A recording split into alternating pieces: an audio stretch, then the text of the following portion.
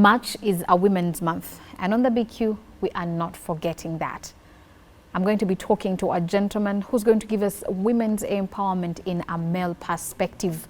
Welcome to the BQ with me, Imi Mulekatete Kalema. And I'm talking now to the president of Ashesi University from Ghana, Patrick Awuah. You're welcome on the BQ and in Rwanda. It's a pleasure to be here. Thank you. Briefly tell us about Patrick Awuah. Who are you? Well, I'm currently the founder and president of Ashesi University, based in Ghana. I'm Ghanaian by birth. I grew up in Ghana. I did my education through secondary school in Ghana, went to the United States for university education, trained as an engineer, worked at Microsoft Corporation, and then eventually returned to Ghana to set up this university. Why did you leave Microsoft? You know why I'm asking that? You had worked there for about 8 years. Right. And that is a dream job to many. That's actually some of them may never be able to accomplish. Why did you leave Microsoft?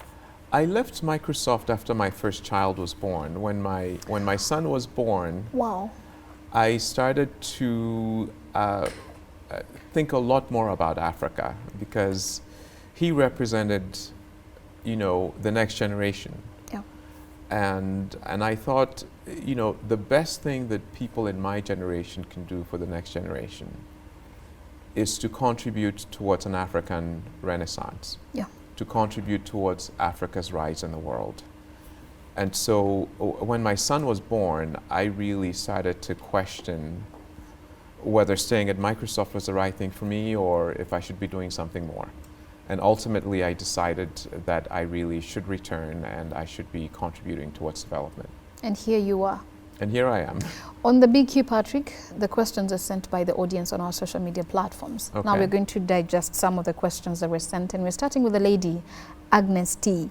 What did your experience at Microsoft contribute to shaping who you are today?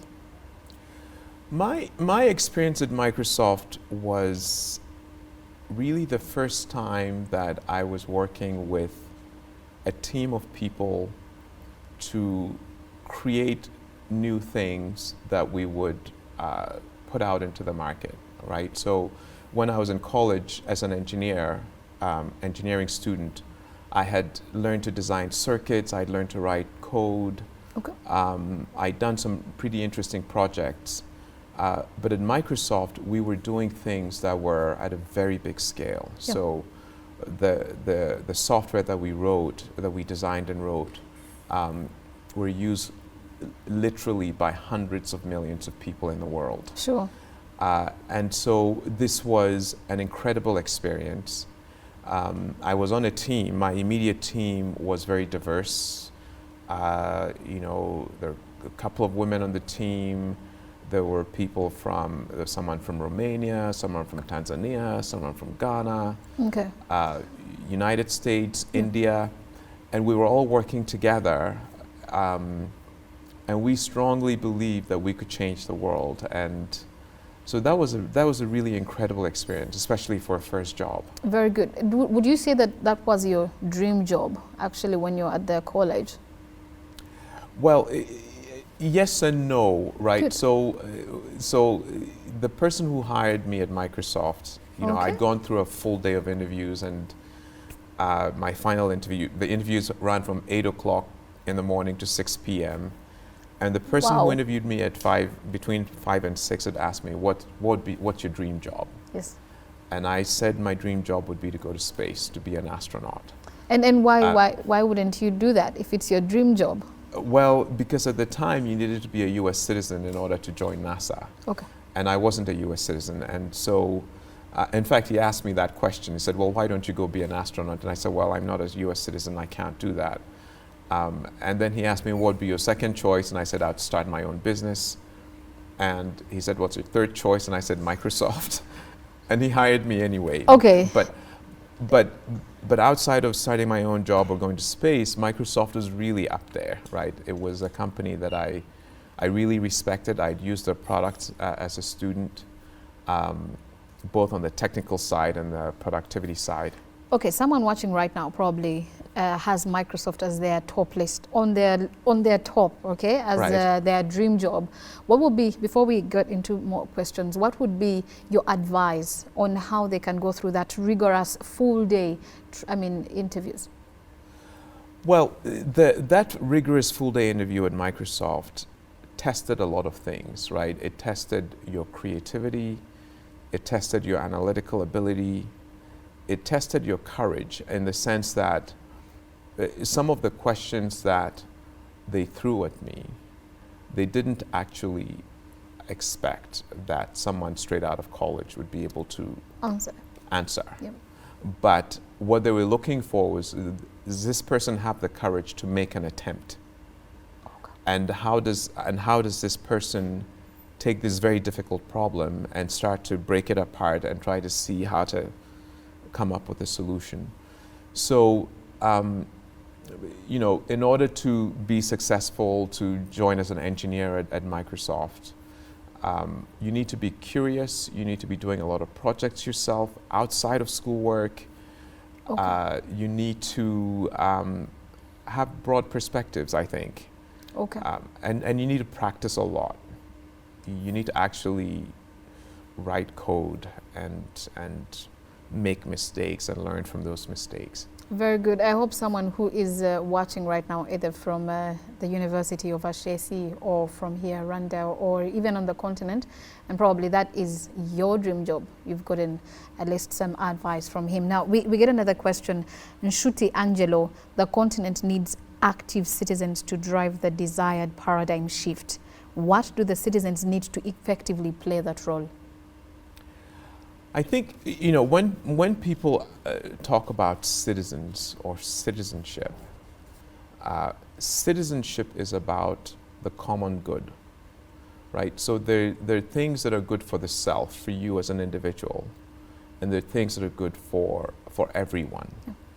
And good citizens are people who think about the common good in things that they do. So I would say that, good citizens we'll need people who have empathy, who understand the golden rule about do to others as you'd want them to do to you, who have integrity, who are hardworking, who are patriotic, right? And who have a sense of confidence, married with a sense of humility. Very good. That we can achieve, but we have to learn from each other, and we have to be very committed that we will solve our problems, we will create the new paradigms for ourselves, Okay. and that we can do it and we will do it. And who's going to shape or nurture this generation into that model citizen that we want? Well, there are different actors that shape citizens, right? There's the family, there's the educational system, and the rule of law and governance systems of a country. I'm engaged as a father, and I have a responsibility, and anyone who's a parent has that responsibility. In the educational system, we have a very serious, very grave, very important responsibility to shape enlightened citizens. It is, I would say, the single most important job of any educational system. And it starts from kindergarten all the way through college, university, graduate schools. And so we need to take that responsibility. Okay. We need to own it. We shouldn't say, well, that's the responsibility of just a family or the responsibility of a faith-based organization. Sure. It is the responsibility of the educational system. Patrick, your namesake actually, Patrick Manzi.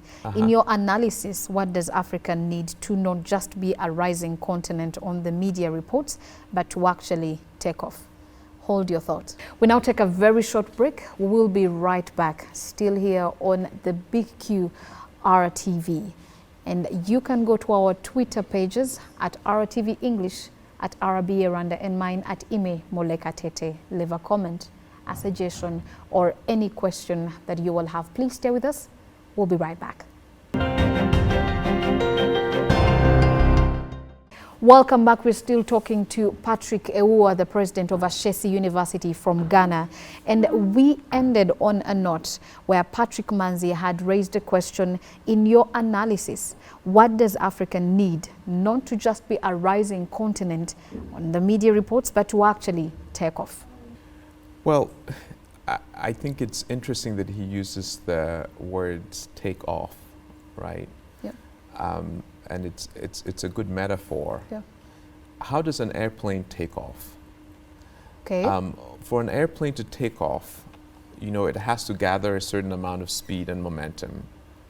And at some point, the pilot needs to pick the nose up, needs to change the gradient, and then the aircraft takes off. Now, if you raise the nose too far up, you run the risk that this vehicle will crash back down to earth. If you don't raise the nose far enough, you will never get off the ground. And so this is a question of trying to figure out what is the right angle of attack to rise. I think that to take off, you need to be a rising continent. And so the fact that we are a rising continent is actually the prerequisite for us to take off.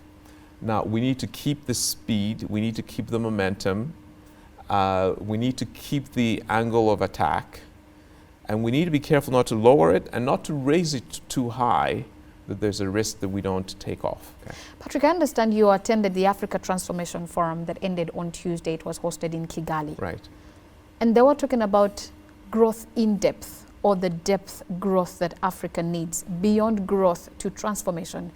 What do you think are some of the important policies that need to be adopted by both governments and the private entities to ensure that we achieve this transformation that we need? I think, you know, some of the things that were highlighted as very important. First of all, we need a citizenry that believes and that is committed to enabling this transformation, that everybody's contributions matters. Yeah. We need very effective leadership, and good governance is absolutely crucial, yeah. Right? And then we also need to build human capital. You know, you really do need the human capital in order to add value to whatever natural resources that you have, in order to solve your problems. And so the educational system is really important. So it's not a simple answer. It's complicated, yeah. But it's also very feasible. I mean, we just need to do it one step at a time. But it's incredibly important that we're all committed to making it happen. Very good. Now I get back to the questions. During Keza, right, you said something when you were going to start the university. A liberal arts education is critical to forming true leaders.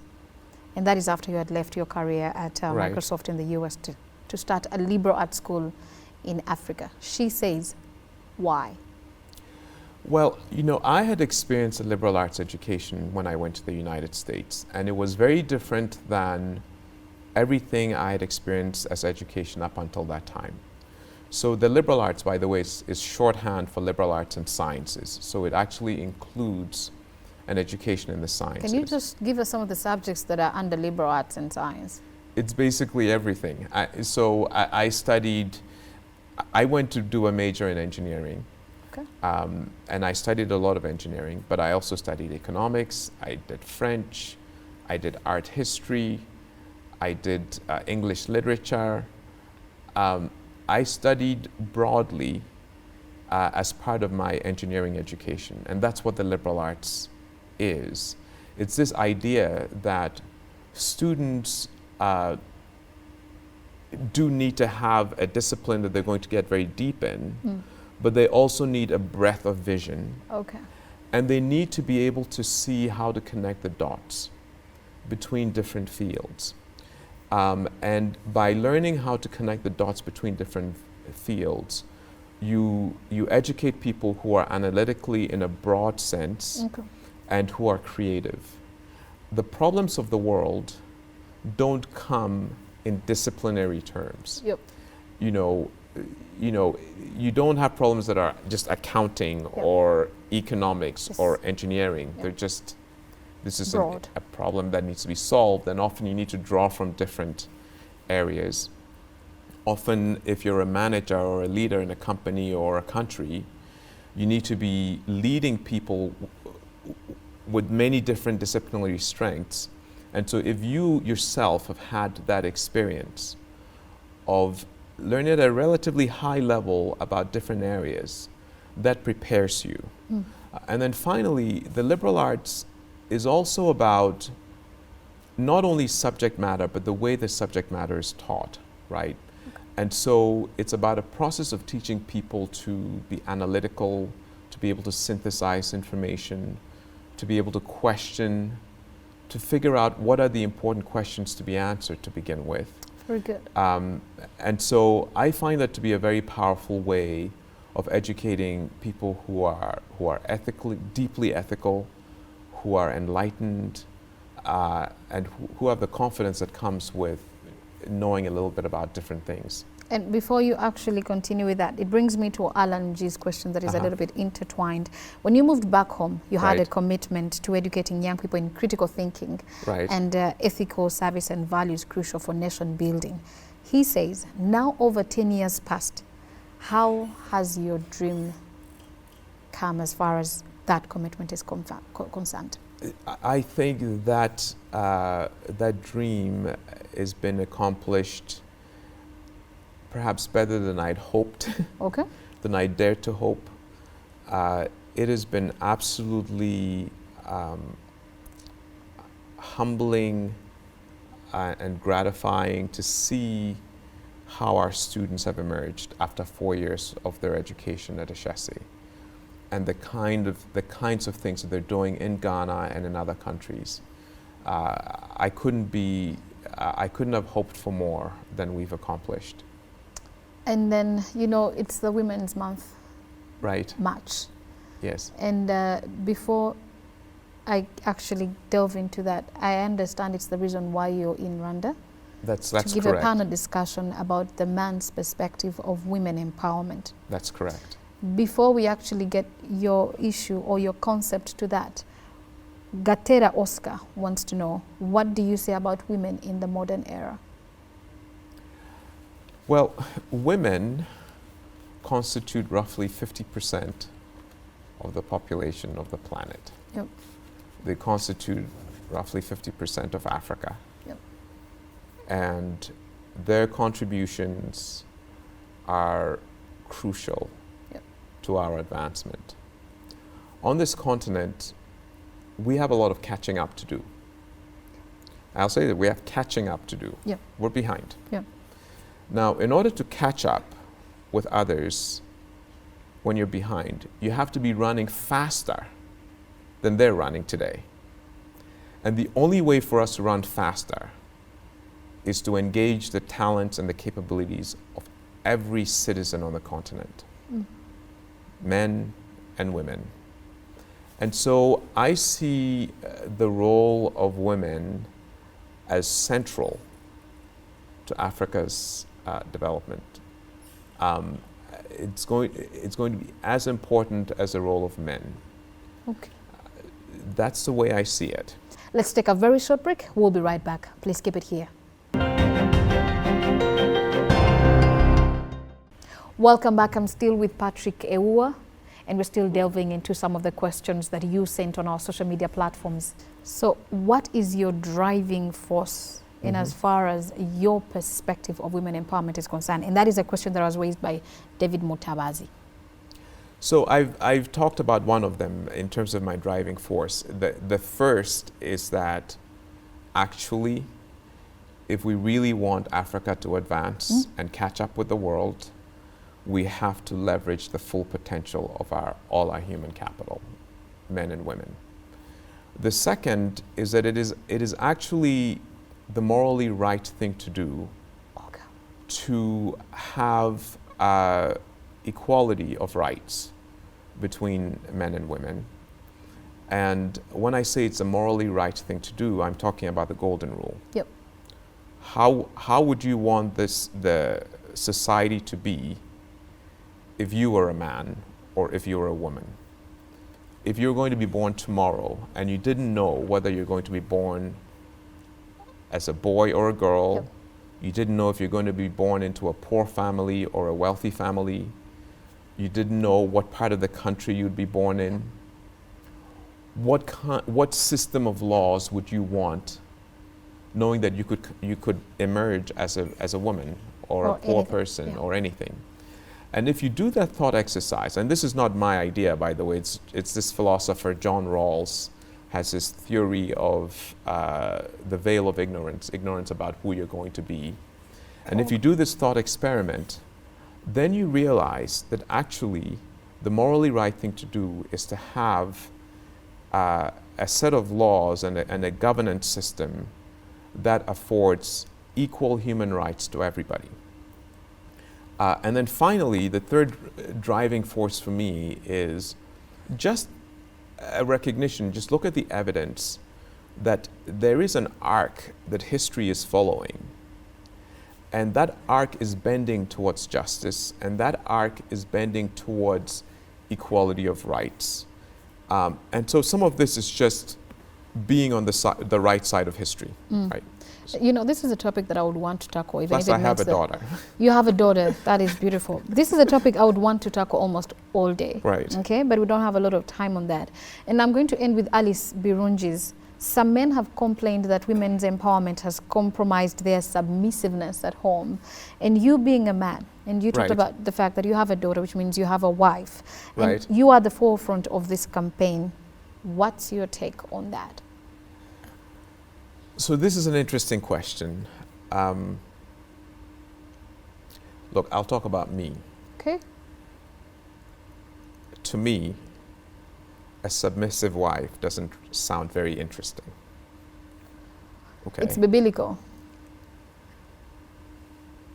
And that's I- what some men want. I love my wife. I have a lot of respect for her. She's somebody who can engage. She engages me intellectually.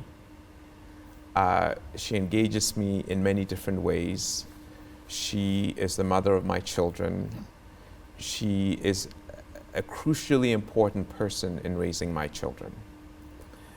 And I would want her to be the mother who can raise a daughter to become president of a country Sure. or to become an astronaut. And so this is me. Yeah. All through my life in primary school, I went to school with girls and boys, secondary school, in college, and everywhere I've been, I've engaged with females Yeah. who are my equal, intellectually and otherwise. I think smart women are very attractive. Okay. But I'm just talking about Yeah, me here. yes, okay? sure. Like you said, it's experience. I like, and just the same way that I think that when I was at Microsoft, I really enjoyed being in an environment with brilliant people doing interesting things. When I'm at home, it's nice to be with a brilliant person Yes. as well. So this is sort of where I come from in all of this. Yes, okay? but men are complaining that the more we empower, we the women, okay, Right. we are letting them have the liberty over men, and they're no longer as submissive as they should be. Well, look, I think that, there's some people, maybe there's some men who currently have this idea that as you want your wife to be submissive. Well, they've not, maybe they've not experienced living with a woman who's not submissive. So how would they know whether one is better than the other, right? I think that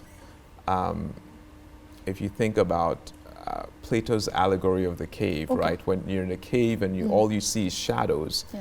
and somebody brings a light, suddenly things seem different Yeah. and disconcerting. Yeah.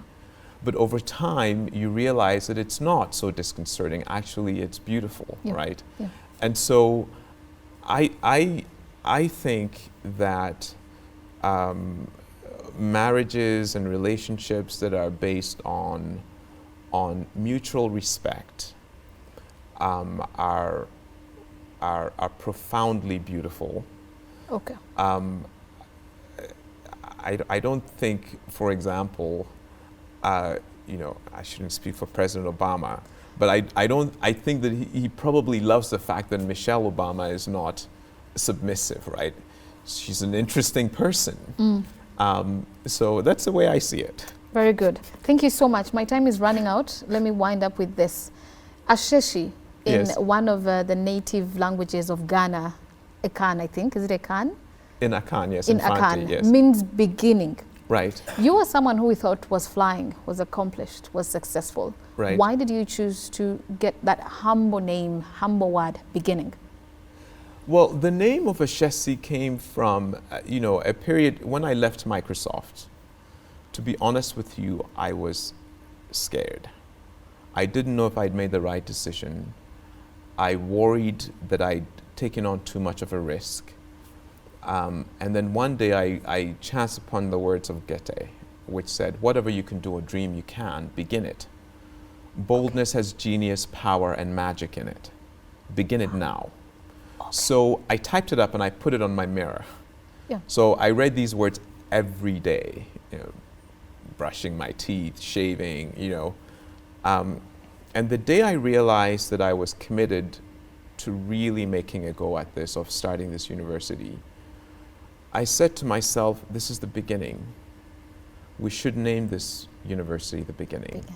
Wow. And my team and I also liked the idea of naming the university Beginning, because we felt that it was symbolic. It was, you know, it was going to be a new beginning for the students who come there.